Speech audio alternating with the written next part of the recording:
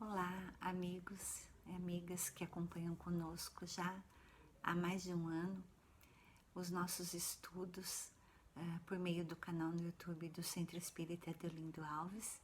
É uma alegria estar aqui novamente e venho convidá-los a refletir sobre um trecho do capítulo 4 do Evangelho segundo o Espiritismo, que é o capítulo Ninguém pode ver o reino de Deus se não nascer de novo. E ela é sobre o início do capítulo, que traz alguns trechos dos evangelhos de Mateus, Lucas e Marcos. Eu vou lê-los primeiro. E veio Jesus para os lados de Cesareia de Filipe e interrogou seus discípulos, dizendo: Quem dizem os homens que é o Filho do Homem? E eles responderam: Uns dizem que é João Batista, mas outros que é Elias, e outros que Jeremias, ou alguns dos profetas. Disse-lhes Jesus: E vós, quem dizeis que sou eu? Respondendo Simão Pedro, disse: Tu és o Cristo, filho do Deus vivo. E respondendo Jesus, lhe disse: Bem-aventurado és Simão, filho de Jonas, porque não foi a carne e o sangue que te revelaram isso, mas sim meu Pai, que está nos céus. Segundo trecho. E chegou Herodes, o tetrarca, notícia de tudo o que Jesus obrava e ficou como suspenso. Porque diziam uns, é João que ressurgiu dos mortos, e outros, é Elias que apareceu, e outros, é um dos antigos profetas que ressuscitou. Então disse Herodes, eu mandei degolar a João. Quem é, pois, este de quem ouço semelhantes coisas? E buscava ocasião de o ver. E o último trecho. E os discípulos lhe perguntaram, dizendo: Pois por que dizem os escribas que importa vir Elias primeiro? Mas ele, respondendo, lhes disse: Elias certamente há de vir e restabelecerá todas as coisas. Digo-vos, porém, que Elias já veio e eles não o reconheceram, antes fizeram dele quanto quiseram. Assim também o Filho do Homem há de padecer às suas mãos. Então compreenderam os discípulos que de João Batista é que ele lhes falara. E aí vem o trecho que nós vamos estudar hoje, que explica, de certa forma, esses trechos do Evangelho. A ideia de que João Batista era Elias e de que os profetas podiam reviver na terra encontra-se em muitas passagens dos Evangelhos, notadamente nas acima reproduzidas. Se essa crença fosse um erro, Jesus não deixaria de combatê-la como fez com tantas outras. Longe disso, porém, ele a sancionou com toda a sua autoridade e a transformou num princípio, fazendo-a condição necessária quando disse: Ninguém pode ver o reino dos céus se não nascer de novo. Muito bem, o tema que nós vamos estudar, que essa leitura nos leva a refletir hoje, é exatamente um tema mais caro para nós espíritas e para nós cristãos, que é a reencarnação. Então, esse trecho do estudo, na verdade, ele quer nos levar a refletir sobre o fato de que a reencarnação, embora tenha sido trazida de forma clara, transparente e explícita pelo Espiritismo, já era de certa forma aceita e, mais do que isso, demonstrada durante a passagem de Jesus aqui entre nós. Então, Jesus, em outra passagem mesmo, agora eu vou recorrer aqui ao livro A Gênese de Allan Kardec, em que a gente vai falar sobre a questão da anunciação do Consolador. Jesus, à sua época, dizia: Se vós me amais, guardai meus mandamentos, e pedirei a meu Pai, e ele vos enviará um outro Consolador, a fim de que fique eternamente convosco, o Espírito de verdade, que esse mundo não pode receber, pois não o vê. Mas vós o conhecereis, pois ficará convosco e estará em vós. Mas o Consolador, que é o Espírito Santo, que meu Pai enviará em meu nome, vos ensinará todas as coisas e vos fará recordar de tudo quanto vos tenho dito. Nesse trecho aqui, que nós vamos procurar entender de forma, a partir do entendimento dos seus trechos, né, parte a parte, ele já mostra Jesus falando de forma não tão clara, mas falando sobre a reencarnação, já predizendo o Espiritismo, a vinda do Espiritismo e tudo mais. Então, ela na verdade é uma das provas mais importantes de que Jesus não disse tudo o que tinha a dizer quando ele veio. E não disse por quê? Não disse porque não havia condição de ele ser compreendido naquela época, que o espírito dos homens ainda não estava suficientemente desenvolvido para poder compreender toda a verdade a respeito da natureza humana, de onde ele veio, para onde ele vai e tudo mais. Então, essa anunciação, quando ele diz assim: meu Pai vos enviará um outro Consolador, que vos ensinará todas as coisas e vos fará recordar de tudo quanto vos tenho dito, é a prova de que ele não disse tudo o que ele tinha a dizer.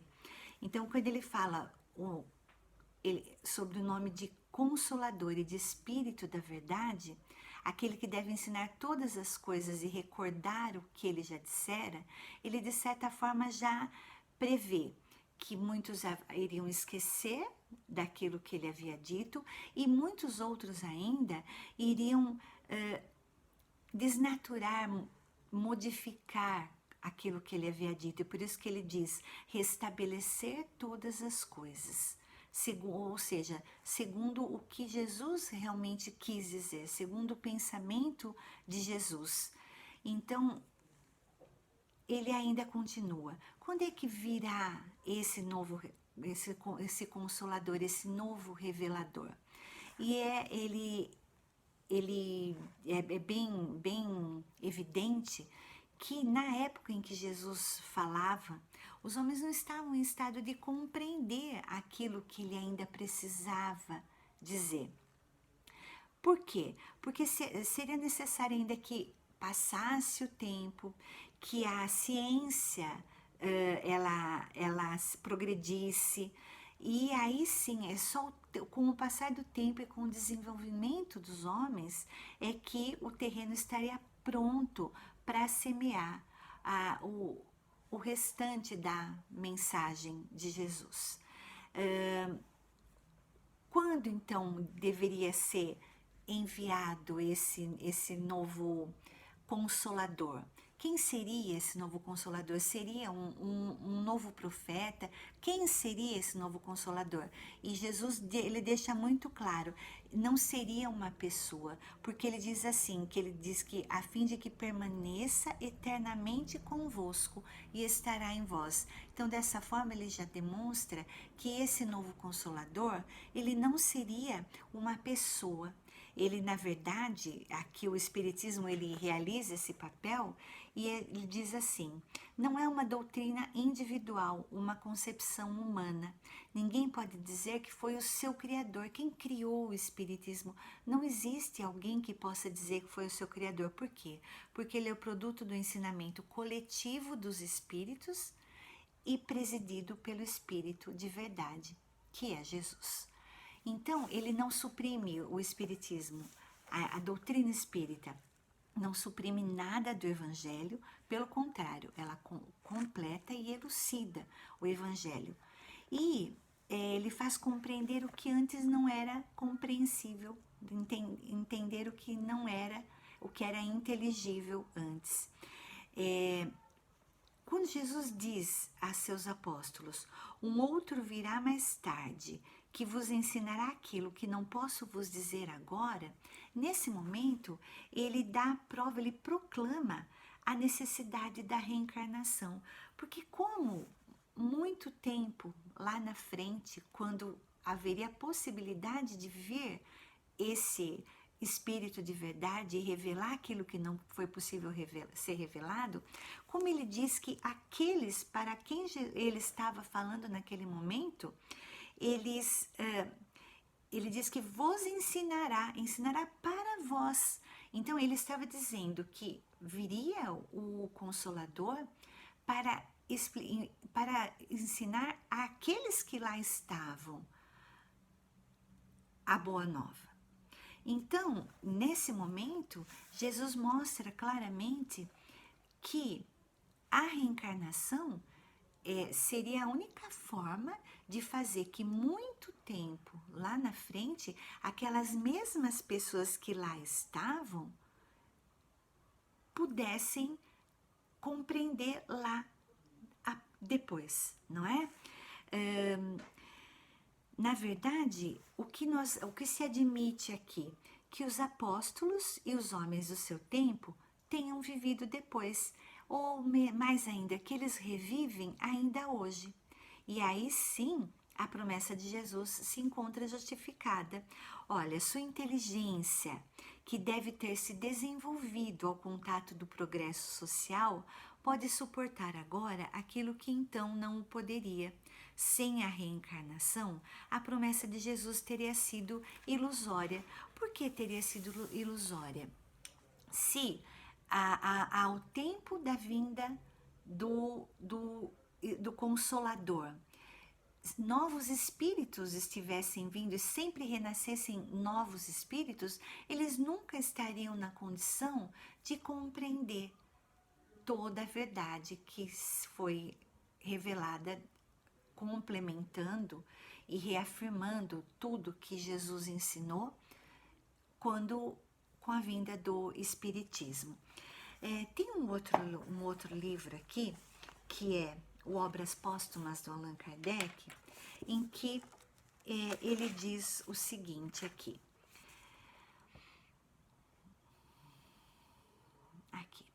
Um dos princípios mais fecundos da doutrina espírita é a pluralidade das existências, já entrevisto por uma multidão de filósofos antigos e modernos, e nesses últimos tempos por Jean Reynaud, Charles Fourier, Eugène Sue e outros, mas permanecera no estado de hipótese e de sistema.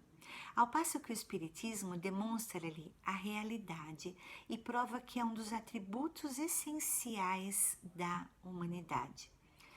Desse princípio decorre a solução de todas as anomalias aparentes da vida humana, de todas as desigualdades intelectuais, morais e sociais. O homem sabe, assim, de onde veio, para onde vai e por que fim está sobre a terra e por que sofre. Então, nesse trecho aqui de Allan Kardec, esse trecho é muito importante porque ele fala a respeito da reencarnação, da pluralidade das existências, como sendo um dos atributos essenciais da humanidade. E que, para nós que encarnados estamos aqui e sofremos tanto com as provas que nos são impostas, as desigualdades que existem de condições entre nós todos aqui encarnados, a reencarnação ela vem de forma muito clara nos mostrar que somos todos iguais.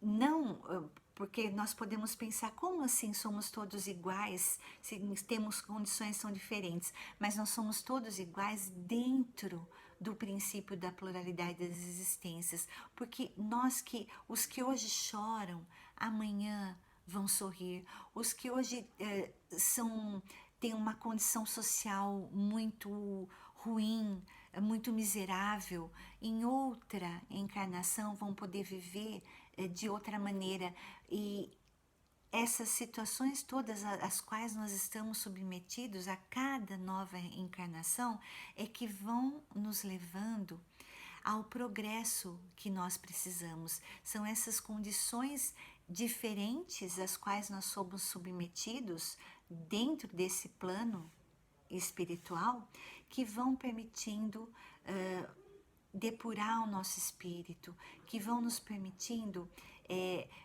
melhorar as nossas imperfeições e cada vez mais aumentar e desenvolver as nossas virtudes. Então, o trecho do Evangelho de hoje, ele vem nos propor exatamente essa reflexão, que nós vivamos com a certeza da pluralidade da existência, a certeza da reencarnação, que é, como aqui diz o livro de Allan Kardec, é um atributo essencial da humanidade, que tenhamos certeza disso e vivamos sabendo que estamos nesta condição, nesta existência, uma condição de sofrimento muitas vezes, e que passamos por muitas vicissitudes, por muitas atribulações, mas que todas são necessárias para o nosso adiantamento moral e espiritual, e que haverá outras oportunidades para que aquilo que nós não conseguirmos melhorar nesta existência, que Deus, bondoso e justo como é, nos dará outras oportunidades em outras existências. E então, que nós vivamos com essa certeza. E essa reflexão nos mostra, ela quer nos levar a refletir que ao tempo de Jesus já se falava desse atributo essencial da nossa condição humana, que é a reencarnação, e que é, na verdade, uma bênção de Deus, que nos permite, que nos dá o livre-arbítrio para fazermos as nossas escolhas e que está nas nossas mãos evoluir a passos largos ou a passos lentos, dependendo da nossa escolha. E que Jesus, a seu tempo, já nos apontou esse caminho e nos enviou por meio dos espíritos todos amigos, o que faltou, o que ficou faltando ser dito, ser explicado. De certa forma, então, saibamos que já estamos prontos para esse entendimento. Nós estamos, neste momento, vivendo esse momento em que ele predizia lá atrás que haveria um momento em que os homens estariam prontos para essa verdade.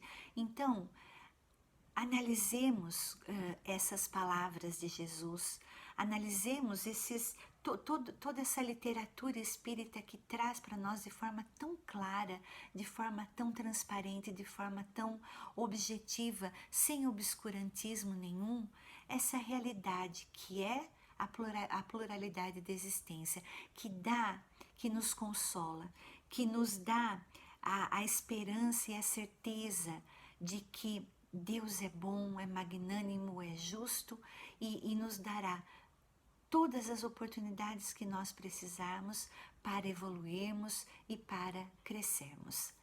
Por hoje era isso e eu agradeço muito pela oportunidade. Até a próxima.